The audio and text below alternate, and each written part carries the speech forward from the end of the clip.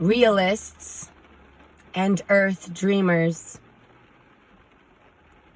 The limited thinker is the realist, very often not of earth conscious. These are not the Athenians, these are the Spartans. Instead of the theater, they go to Walmart. Spirit is something that is okay for Disney and children, but I have a corporation to run. that thinking that their technology will get them through. They have bought the dream of the artificial reality. To these people, a hike in nature and getting out is walking through the mall, the white man's forest. Well, that is an interesting concept. But here in the real world, you know the type. You will never change them, so give up. Just get out to where there is a little more space to feel and to allow.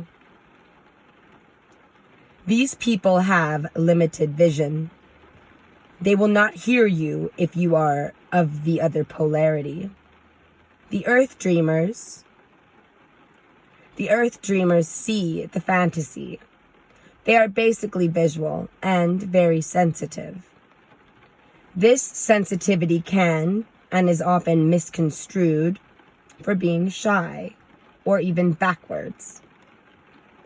They are very earth conscious, and the proximity of the spirit world is their second attention. They are inseparable. These people are usually in constant pain because the world at this time is not being controlled by the earth dreamers. It is being controlled by the realists. The realist says, the scientists say it is a comet.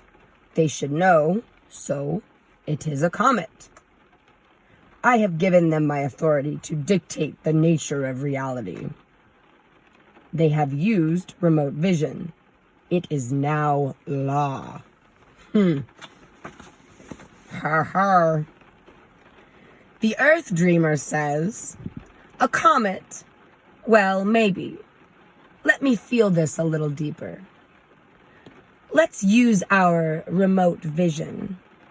I know what I see now. By God, it is a ship. How do I know? I have nature's law within me and the nerve to trust myself. Remote vision, well, I have dream vision. You know this type also. I am one of these types. This is a time to strengthen your love of your connection to the God force within your own being. Through this awareness, you will exalt self beyond base instincts to represent the wholeness of the vision of earthly being and come to understand divinity.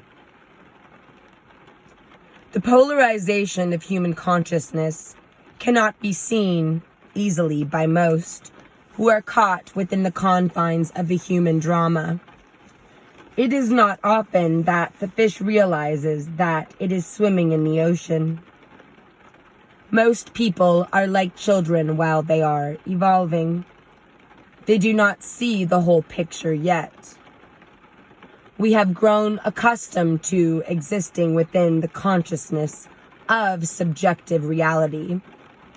Because of this condition, we often find it hard to see the forest for the trees. Simply by distancing ourselves from any occurrence and not taking on the energy of what we are witnessing, we cease to become a participant in the drama. Then we do not change the drama, and it goes away, most of the time. We continue and succeed when we keep focus on what we are doing, fulfilling the dream. For example, I got to the plateau for duty, and my car died. My battery died. I waited 40 minutes, focused on reading this, and I started my car back up. So I focused. We can create whatever we want with our minds. We are limitless beings. So we continue and succeed when we keep focus upon what we are doing, fulfilling the dream. When we take the willful action of not changing the drama, we awaken within us the natural ability to see the true substance of what is occurring. We achieve understanding without the filters of mind affecting what is going on in any given moment. Clairvoyance is but an exercise of this ability that has been worked with effort and achieved. The problem with this art today is that a lot of people take advantage of the other guy who does not have the ability. But the charlatan is short-lived and soon discovered. In the end, there are no lies. True sorcerers are not evil by any means, nor do they have time for this foolish attitude.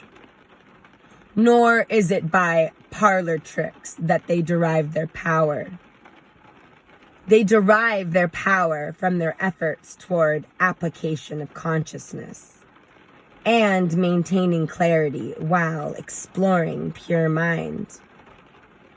They care little about the outside opinion or whether what they see is going to be accepted by the masses.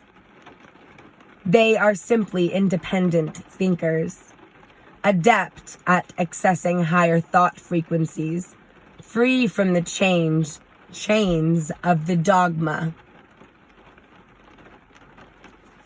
They are alchemists. They are aware that thought creates. They are aware that the hologram is sustained by frequency. And everything is impersonal movement of energy.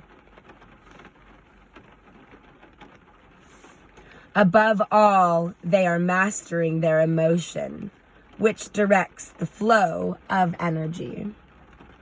Thus, they can alter their perception of reality and dimensional doorways, because they are beyond judgment.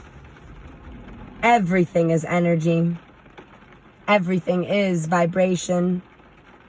The external manifestation we experience in our day-to-day walk is only the result of the divine source expressing itself.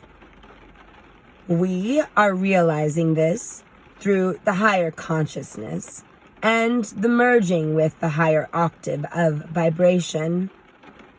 The emotional language, that is. All experiences on this plane are the result of our thoughts, feelings, and actions, which manifest in the external drama, according to the intensity with which they are conceived and embraced within us. Consciousness, quite simply, creates the nature of reality. The great shift is already in motion. We are realizing the effects of this great shift within our lives as personal shifts. These shifts are being influenced by factors that are presently occurring in our universe. There is a measurable breakdown in the electromagnetic field of the Earth and in our entire solar system, including our sun. In the breakdown of the electromagnetic fields, which hold matter together, the very nature of reality is changing. The foundations of cause and effect are themselves shifting. We are in the process of becoming light. We are realizing through experience that all reality and its forms, visible and invisible around us, is the result of thought. We are realizing that thought, like the photon, has no weight as well as no structure. This new realization is causing us to change our present understanding and patterns of thinking. There is a new energy in this plane of third density, and the old archaic form of thought process no longer applies. Thought carries vibration. We can even feel it. We can feel if someone has benevolent or negative thoughts towards us. We feel it in our energy field, radiating from their energy field. So, we can deduct then that most thought most certainly is alive. Is it not? Can we not? Sometimes we feel it, even if the slender is physically far removed from us. So, from this realization, we know that thought can even travel of its own will. Thought travels via vibration. If we can feel this from another human being, imagine what we feel from a planet or a sun, or from a solar system that is going through the throes of change. Now realize that at this very moment, the entire universe is in the throes of change, changing into something it has never been. The implications of this kind of vibrational shifting are limitless. Vibrations strongly affect our consciousness and our ability or inability to access the higher vibratory fields of human awareness. We ourselves are changing into something we have never been. Many of you have had the sensation that time was either speeding up or slowing down. Time is a product of human conception, a method of measuring the passing of experience. It is not a real thing born of its own energy.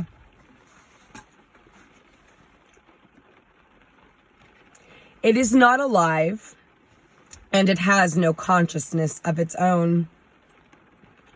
It is merely a manufactured concept. In other words, an illusion. This breaking apart of time, so to speak, at first can be alarming, strange, and abstract. It can cause much emotional stress if resisted. In fact, it is simply the language of nature, a way of reminding us that this structure, too, must fall. Nature, like the God force, works through our higher emotional octaves, causing us to feel. Feelings are an expression of vibrations, emotional vibrations of the inner spirit. We are presently rapidly experiencing a phenomenon referred to by our scientists as the photon belt. They have been aware of the coming of this event, underlining event, since about 1961. The governments currently empowering this world are all connected and actually one and the same. Unilaterally, they have made extensive monetary investments in preparation for the eventual shifting in energies that will occur as a result of our entering the photon belt. Even the Vatican, the very church in Rome, is taking quite expensive measures to investigate this occurrence. They are building a huge observatory on Grants Mountain in Arizona. Why would the Vatican want to do this? Maybe they realize something they do not know how to tell us about yet. The essential nature of a photon is within the reality of light. It is born of light, possessing no form, no physical structure whatsoever, and therefore has no weight or density. It is not affected by either the force of gravity or the effects of electromagnetic polarities. It has been understood for some time now by our physicists that time and space are nothing more than a state of illusion. What still remains beyond their understanding, however, is how an illusion of such magnitude could have been created in the first place. If the public understood that time and space are an illusion, then they would ask the obvious questions. Time and space were created by whom? By what means were they created? Our entering the photon belt has to do with the rapid increasing of the metabolic rate. The planet is made up of matter. Matter is comprised of molecules. Molecules are comprised of atoms, which are comprised of particles of light. We are a part of the planet. We are not separate from it, even though separation seems to be the ruling attitude of the masses at this point in our evolution. The very elements that comprise the physical structure of the human body are identical to the elements that comprise the physical body of the earth. So it is. We are one with the earth. Likewise, as the metabolic rate of the earth increases, so does the metabolic rate of our own physical bodies. I was watching a hawk perched up on a tree to the right of the phone, and he's left my ancestors. Oh, he's now on the phone pole to the left of the phone. We are not keeping up with the vibratory rate to which our consciousness resonates. Our body, with which we have become out of sync, is already moving in sync with the Earth's new velocity. For centuries, the Native Americans have spoken of the heartbeat of Mother. Through their music and dance ceremonies, they resonate to the rhythm of this heartbeat. This is what keeps us in balance with the rhythm of the earth. She has quite literally picked up speed. There has been a quickening of the resonance to enable her to align the new rhythm. We have, in separating ourselves from her, lost our ability to stay in alignment with the new beat. We are existing in a world out of balance. To the other culture, that is, at least for the moment, a dominant society, which today includes all of the races, the silicon wonderment flash in the pan, soulless one, that only expresses sexual distortion, war, and anger through their art, would do best to find a way where they can become one with the sacred once again. Through dance and music, the soul greatly accelerates in evolutionary advancement and empathetic awareness. The results we experience from being out of balance are quite easily realized. Time seems to speed up or slow down. Life too often seems to be running away from us. There is never enough time to accomplish things that need to be done. How did Grandma and Grandpa do it all without the convenience of our modern technology? The very structure of our lives seems to be becoming unglued. Family structures are taking on new forms or collapsing altogether. We are losing whatever fragments of human heritage we have left. More than 50% of children in America today come from divided households.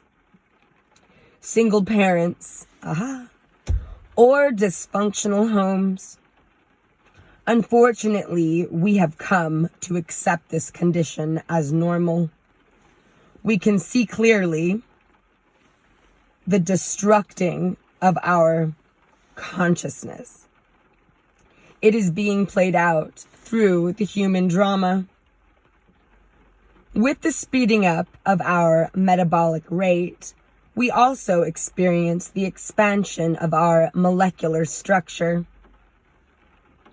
People today are experiencing out-of-the-body occurrences at increasing rates. Books about near-death experiences are all the rage. Stories of encounters with interdimensional beings are becoming a daily occurrence. Our lives are moving so fast that, in certain instances, many of us are developing chronic fatigue syndrome. We feel that it takes many times more energy to accomplish simple tasks, and we are suffering in epidemic proportions a lethargy that makes physical action actually painful at times. We can see in many of our children being born during the later part of the 20th century an attitude that questions our concepts of parenting. This car that's coming up distracted me. Yeah. So I'm going to repeat that. We can see in many of our children being born during the latter part of the 20th century an attitude that questions our concepts of parenting. Every action or position that the adult assumes is questioned and put to the test. They are maturing mentally faster than their years would seem to support. Likewise, many adults are experiencing major life changes or career changes at a later age. I vibe with that.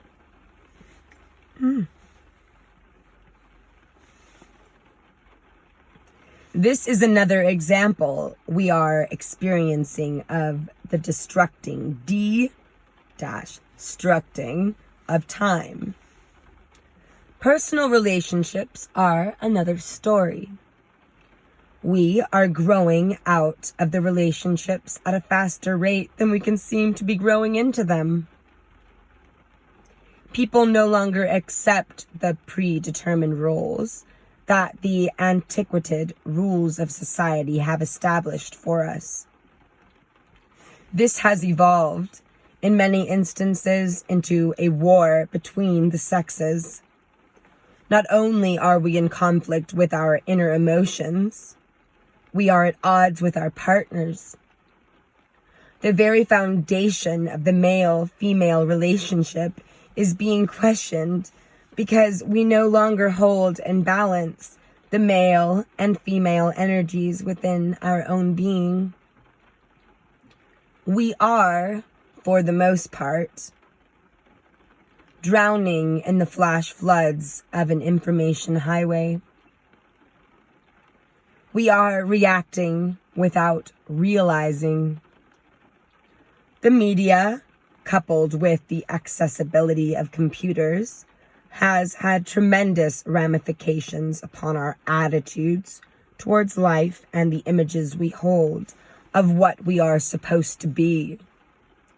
It would appear as though many of us desire to live our lives as fast as a computer can generate images upon a screen.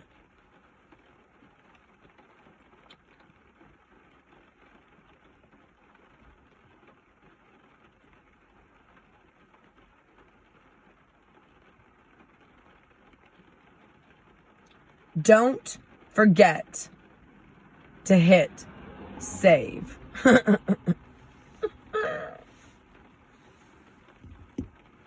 Our bodies, as well as the physical manifestations of our mental pictures into third-dimensional forms, are in conflict with each other.